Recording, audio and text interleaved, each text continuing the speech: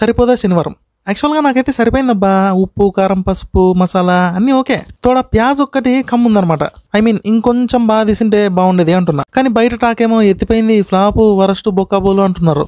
చిన్న కాన్సెప్ట్తో ఒక కమర్షియల్ మూవీ అంతే. నాకైతే నచ్చింది. Okay okay. హైలైట్ ఏంటంటే కొన్ని మీమ్స్ చూశాను. ఎవడు సినిమా చూస్తే ఈ సినిమా చూసినట్టే అంట. గాడిది గుడ్డేం కాదు. ఇలాంటి మీమ్లు చూసి సినిమాకి వెళ్లకుండా ఉండింటే మీరే గాడిదలు.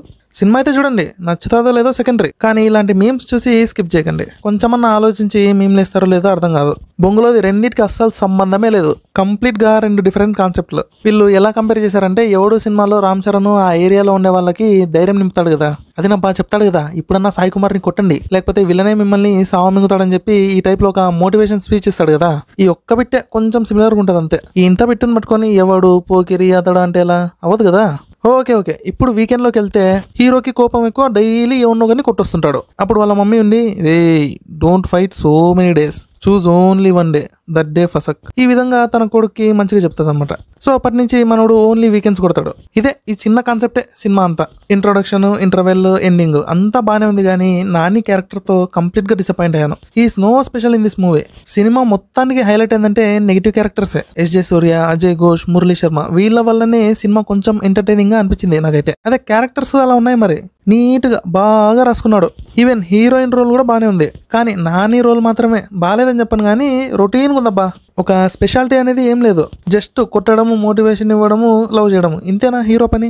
ఇంత కాకుండా ఎంత ఉంటుంది? స్పైడర్ మ్యాన్ లాగా వెబ్బలేయాలా? బొక్కలే, కానీ అంత అవసరం లేదు. కొంచెం హైలైట్ చేసింటే బాగుండేది అని చెప్తున్నా. ఫర్ ఎగ్జాంపుల్ త్రిబుల్ ఆర్ తీసుకోండి, ఫైట్లు, మోటివేషన్, డైలాగులు సేమ్, కానీ ఆ ఫైట్లు చూపించే విధానం, డైలాగులు చెప్పే విధానం, మోటివేషన్ ఇచ్చే విధానం కూడా డిఫరెంట్ గా ఉంటుంది. సో ఈ డిఫరెన్స్ కనిపించినప్పుడే ఆడియన్స్ కి కొత్తగా అనిపించి లైక్ చేస్తారు. 2000 మందితో ఫైట్ అంటే ఎవరు నమ్ముతాడబ్బా, కానీ నమ్మేలా చూపించాడు అక్కడ. సో ఈ టైప్ లో నానిని ఇంకొంచెం డిఫరెంట్ గా ప్రెజెంట్ చేసింటే బాగుండేది. యాక్చువల్ గా ఈ సినిమానే కాదులే, కానీ చాలా కమర్షియల్ మూవీస్ లో గమనించిన హీరోది పెద్దగా ఏముండదు, విలన్స్, కమిడియన్స్ లాక్కొని వచ్చేది. మరి తీసి పారేయట్లేదులే, ఒక స్పెషాలిటీ ఏం లేదు అని చెప్తున్నా. ఇంకొన్ని సినిమాల్లో అయితే మరీ దారుణంగా ఉంటుంది. హీరోకి లవ్, ఫైట్లు ఈ రెండు తప్ప ఇంకేముండవు.